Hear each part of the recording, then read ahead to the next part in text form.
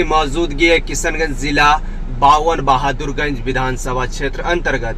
अभी सियासी हलचल मच चुकी है। घोषणा नहीं किए थे किस पार्टी में जाऊंगा, आखिरकार वो समय आ गया। अब किस पार्टी में गया है उनकी जुबानी सुनने का कोशिश करूंगा। और सबसे पहले स्वागत करूंगा माइकल न्यूज चैनल पर। बहुत बहुत शुक्रिया भाईजान आपका। सर, आपने पिछले वीडियो में बोला था कि बहुत जल्द घोषणा हो जाएगी कि मैं कौन सा पार्टी पे जाने वाला हूं। उसको हमारे व्यूअर्स जानना चाहते हैं कि कौन सा पार्टी में आप गए और किस मकसद से गए। नहीं, अभी मेरी सिर्फ प्रशांत जी से मीटिंग हुई है जी। और 15 तारीख को हम लोग पार्टी ज्वाइनिंग ले रहे हैं। 15 तारीख को आप जन स्वराज ज्वाइन ले रहे हैं? जी, प्रॉपर वही 15 तारीख को हम लोग पार्टी ज्वाइनिंग करेंगे। जो उनका प्रोग्राम बहादुरगंज में है, रसल हाई स्कूल मैदान, वहाँ हम लोग अपने पूरे काफिले के साथ अपने जितने कार्यकर्ता हैं, मुझसे जितने जुड़े हुए लोग हैं, सारे लोगों के साथ हम लोग पार्टी करेंगे। जन स्वराज देखा जाए तो नई पार्टी है सर। ऐसे में आप बोले थे कि जो भी पार्टी मैं ज्वाइन करूंगा बहुत अच्छी पार्टी रहेगी और उससे हमारी काम पूरी तरीका से सीमांचल का विकास, बहादुरगंज बावन विधानसभा का विकास हो पाएगा। अभी ये नया पार्टी है, कैसे ये संभव है? नहीं, वो देखिए क्रांतिकारी पार्टी है, संघर्षशील पार्टी है। जन चेतना यात्रा सबसे ज़्यादा अगर किसी ने यात्रा की है उसका नाम प्रशांत किशोर जी है। लोगों की समस्याओं को बखूबी और बहुत अच्छे अंदाज में उठाते हैं।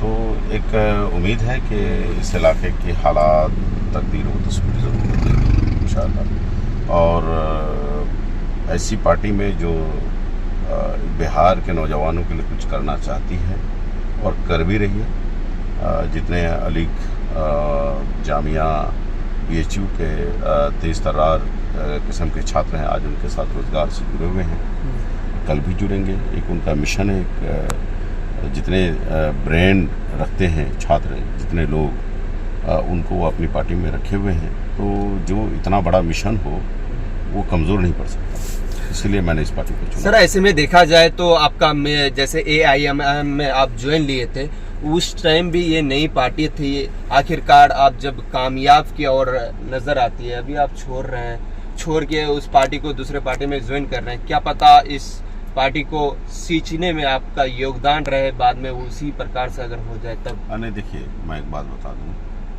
कि वसूल और ज़ाब्ते के हिसाब से मैंने इस पार्टी में जुड़ा, और वसूल और ज़ाब्ता जब तक ठीक ठाक रहा मैं मान में, जिस दिन नहीं रहेगा देखा जाएगा। लेकिन इंशाल्लाह उम्मीद है कि ऐसा नहीं होगा। प्रशांत जी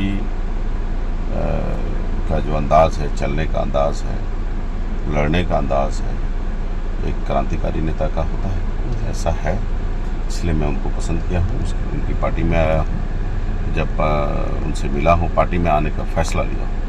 और मुझे यकीन है कि पार्टी बिहार मेरे लिए करे ना करे, सीमांचल के लिए बहुत कुछ करेगी ये पार्टी, मेरे बिहार के लिए बहुत कुछ करेगी ये पार्टी। क्या आप विधायक के रूप पर आ रहे हैं?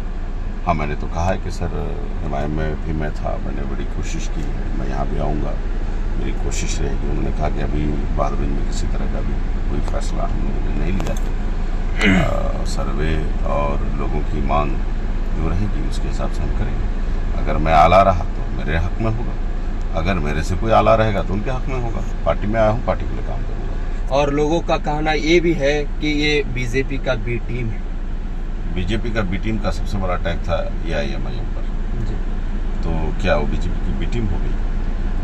जिन लोगों को मुफ्त में वोट चाहिए, कुछ करना नहीं है, डर और खौफ का, वो इस तरह का भ्रम फैलाने का काम करते हैं। बीजेपी के बी टीम भाई, हिंदू और मुस्लिम ये दो आँख हैं। हिंदू भाई हमारे बड़े भाई का रोल अदा कर रहे हैं हिंदुस्तान के अंदर, मुसलमान छोटा भाई का।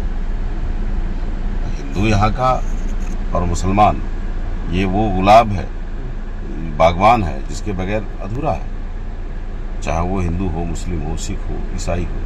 अब रही बात इस पार्टी का, तो कोई ऐसा काम तो नहीं किया है जो हिंदुओं को खुश करने के लिए बहुत बड़ा कदम उठा दिया, मुसलमानों के खिलाफ कोई इस तरह का मामला उठा लिया, नहीं भाई। हाँ, इनका एक वो है कि भाई हम वोट लेने के लिए किसी भी हद तक गुजर जाएंगे, नफरत फैलाने का काम करेंगे, तो ये हमसे नहीं होगा। इस पार्टी का मेन जो मोटिव है, हम विकास के नाम पर और काम के नाम पर वोट लेंगे, और काम के नाम पर, विकास के नाम पर हम क्षेत्र में जाएंगे। तो मेन वही काम है और हमें चाहिए भी वही। भाई हमारा बेटा पढ़ रहा है नहीं पढ़ रहा है किसी को फिक्र है? आज 78 सालों में या तो कांग्रेस गठबंधन की हुकूमत रही भारत में, बिहार में, या बीजेपी। बताइए इन दोनों में से किसी को फिक्र है कि हमारी बेटियां नहीं पढ़ पा रही हैं, यहाँ की बच्चियां डॉक्टर नहीं बन पा रही, इंजीनियर नहीं बन पा रही हैं, हमारे बच्चों को रोजगार का कोई जरिया? अरे एक पार्टी तो है ना जो बात कर रही है, इसलिए हमारे ऐसा तो काम AIMIM में भी रह करके कर सकते हैं। नहीं, AIMIM का सबसे बड़ा मामला, आप लीडरशिप को चुनना भी तो पड़ेगा ऐसा करने के लिए। उन्होंने चुना नहीं। परंपरागत आप ये बाहुबली है, सीट निकाल लेगा, दे दो इनको टिकट। उनका मिशन क्या रहा पिछले 17 सालों का, 18 सालों का, 20 सालों का? कुछ नहीं देखा गया। तो उस टाइप से तो फिर वो उस मिशन पर रहा कहाँ? वो पार्टी तो रही नहीं। भाई पार्टी का जो आप जिस उसूलों के साथ शुरुआत करते हैं उस पर टिका रहना ही बहुत मेन मुद्दा है। अगर आप टिके नहीं रहते हैं तो पार्टी आपकी ख़त्म हो जाएगी। तो जो लोग भी अगर आपके साथ जुड़े थे उस वक्त, इन्हीं बातों को लेकर हम लोग जुड़े थे, इन्हीं चीज़ों को लेकर हम लोग जुड़े थे, और अगर आप उसी चीज़ से हट जाइएगा तो हमारी जगह वहाँ नहीं है साहब। मैंने कहा उसूल और ज़ाब्ते के खिलाफ पार्टी गई, हमने पार्टी छोड़ दी। आया जा रहा है पीके का मतलब फोटो खींचो, फोटो खींचने वाला है, इस पर क्या कुछ कहेंगे आप? सांसें अटका दिया है बंदा ने। सबसे ज़्यादा बिहार का दौरा उस शख्स ने किया है। फोटो खिंचाता वही है जो क्षेत्र में रहता है, इलाके में रहता है, लोगों के बीच रहता है, वही फोटो खिंचाता है। अच्छा। AC रूम में बंद कमरे में बैठ करके फ़ोटो नहीं खिंचा सकता, वो सेल्फी ले सकता है। फ़ोटो खिंचाने वाली बात जहाँ तक वो कह रहे हैं, आप उतरिए ना साहब, आप भी फ़ोटो खिंचाइए ना। हम तो चाहते हैं आइए। अरे बिहार की तरक्की चाहते हैं भाई, सीमांचल की हम तरक्की चाहते हैं। आइए ना, आपको तो हम लोग पिछले 78 सालों से मौका दे रहे हैं। आइए ना भाई, हमारी बात तो करिए। कहाँ आपसे हम नफरत कर रहे हैं? आइए ना। चाहे बीजेपी हुकूमत गठबंधन हो, चाहे इंडिया गठबंधन हो, आइए ना भाई, करिए ना हमारे लोगों के लिए। कर क्यों नहीं रहे? और आसानी से बैठे बैठे ये इल्ज़ाम लगा देते हैं। ACO से निकलना नहीं चाहते, गाड़ियों से निकलना नहीं चाहते, आप ऑफिस से निकलना नहीं चाहते, और डर और खौफ दिखा करके वोट लेना चाहते हैं। इसलिए मैं कह रहा हूँ, संघर्षशील नेता है प्रशांत किशोर जी। इलाके में दिन भर जब वो चलेंगे, रात के 12 बजे 1 बजे वो अपना आरामगाह घुसेंगे और सुबह ही 7 बजे से फिर चलेंगे, तो फ़ोटो किन की जारी होगी? उन्हीं के ना होगी। इसलिए मैं कह रहा हूँ कि जो लोग इस तरह का इल्ज़ाम लगाते हैं वो बंद कमरे की में 4 दीवारी के अंदर बैठकर राजनीति करते हैं। कई बार विधानसभा में हंगामा खड़ा हो जाना चाहिए था। नदी कटाव से हमारी ज़मीनें और हमारा घर कट रहा है, इलाके का हमारे लोगों का घर कट रहा है साहब। ज़िंदगी भर की कमाई कट रही है, जा रही है, बेघर हो गए, उनके बच्चियों की शादियाँ नहीं हो पा रही हैं, अपने बच्चों का रिश्ता नहीं करा पा रहे हैं। पढ़ाई तो बहुत दूर की बात है। 6-6 महीना वो पानी में रहते हैं। इसके लिए क्या किया इन लोगों ने? तो हंगामा खड़ा कर देना चाहिए था, ये हर दिन का मुद्दा हो जाना चाहिए था। तो ये सारी चीज़ें ऐसी है, सिर्फ वही नहीं, मैं बारहा मुद्दा बनाने की मैंने कोशिश की है। मेरे बहादुरगंज से टेढ़ागाछ का सफ़र आधे घंटे का होना चाहिए, 2 घंटे में भी नहीं पहुंच पाते हैं साहब। मटियारी पुल होना चाहिए या नहीं? वैकल्पिक कोई रास्ता नहीं साहब, एक ही लौचा पुल है। अगर जाम लग जाए तो कहानी ख़त्म है, आपको अररिया से घूम के आना पड़ेगा। तो ये जो कि अररिया से घूम के आना पड़ेगा, तो ये बहुत मसला है। हर दिन आए दिन कोई ना कोई गाड़ी पलट जाती है, स्कॉर्पियो पलट के गिर गया, हर दिन ट्रैक्टर के कुछ ना कुछ घटना घटती है। इतने बड़े बड़े गड्ढे हो गए हैं। टेढ़ागाछ बहादुरगंज अररिया होकर के टेढ़ागाछ 1-1.25 घंटा में पहुंच जाता है, और सीधा जो 10 मिनट 15 मिनट में पहुंचना चाहिए वो 2-2 घंटे में लोग पहुंच रहे हैं, हम पहुंच रहे हैं। तो यही सारी चीज़ें हैं। इनके अलावा रोज़गार के लिए कोई ठोस आवाज़ नहीं बन सके, तो बनना ना पड़ेगा। कहाँ कह रहे हैं आप? मत मौका दीजिए दूसरों को भाई, आइए ना, करिए ना, आप करिए, हम लोग वेलकम करेंगे, लेकिन करते नहीं है ना।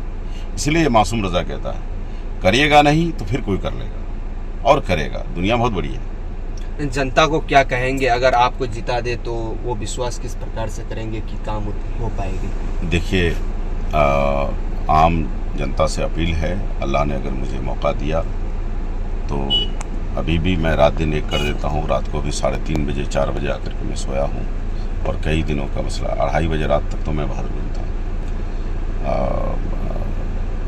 बहुत दूर दूर का सफ़र रहा, सफ़र में आकर के 2:30 बजे रात को बहादुरगंज था, फिर जाके घर सोया, फिर सुबह ही से चला। तो संघर्षशील हैं, करेंगे, लड़ेंगे। सबसे बड़ी बात यह है कि मुझे घर में बैठे रहना अच्छा नहीं लगता है, लोगों के बीच रहना अच्छा लगता है। रात दिन मैं क्षेत्र में रहता हूँ, तो उससे समस्याएं, हालात सामने में नज़र आती हैं और कोशिश करेंगे इंशाअल्लाह ताला, अल्लाह ने अगर मौका दिया, खून का एक एक कतरा क्यों ना लग जाए, लेकिन इस इलाके को बदलने की पूरी कोशिश। सर, आखिरी सवाल है, जो मौजूदा AIMM के प्रत्याशी के रूप में चुना गया है पार्टी के जरिए, क्या उसमें कमी नज़र आई जो आपको पार्टी छोड़ने में मजबूर आया? व्यूअर्स को ज़रा बताएं। अच्छा, पिछले 17 साल में क्या खूबी नज़र आई उनके अंदर, लोग बताएंगे क्या? कोई वो बता दे, हमारे कैंडिडेट साहब या हमारी पार्टी के लोग, क्या खूबी नज़र आई? 17 सालों में 17 काम बता दे, 17 क्वेश्चन बता दे, 17 बार हालात लड़ने का बता दे कि एक संघर्ष किया।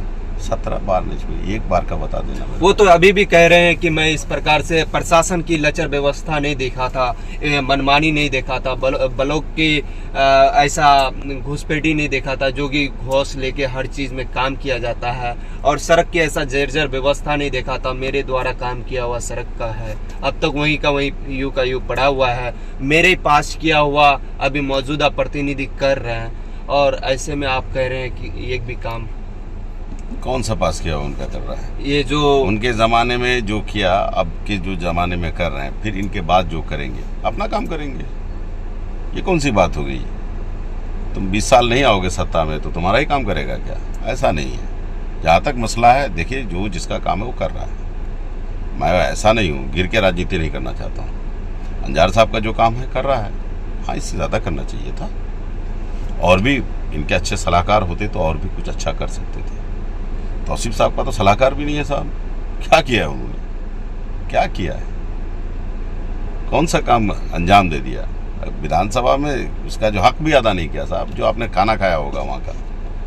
छोड़िए, अल्लाह ने इतनी बड़ी इज्जत बख्शी, उसका तो हक अदा करना चाहिए था, नहीं किया आपने। लेकिन विधानसभा जो आप जहाँ आप पहुँचे, जिसकी रोजी रोटी, जिसका नमक खाया आपने, उसका भी हक नहीं अदा किया। और जिस पार्टी ने आपको इज्जत दी, एक बार नहीं, आप एक बार अपने दम पर जीते, 3 बार उस पार्टी के दम पर जीते, उसके साथ भी आपने इंसाफ नहीं किया। करते ना, कोई मना किया था क्या?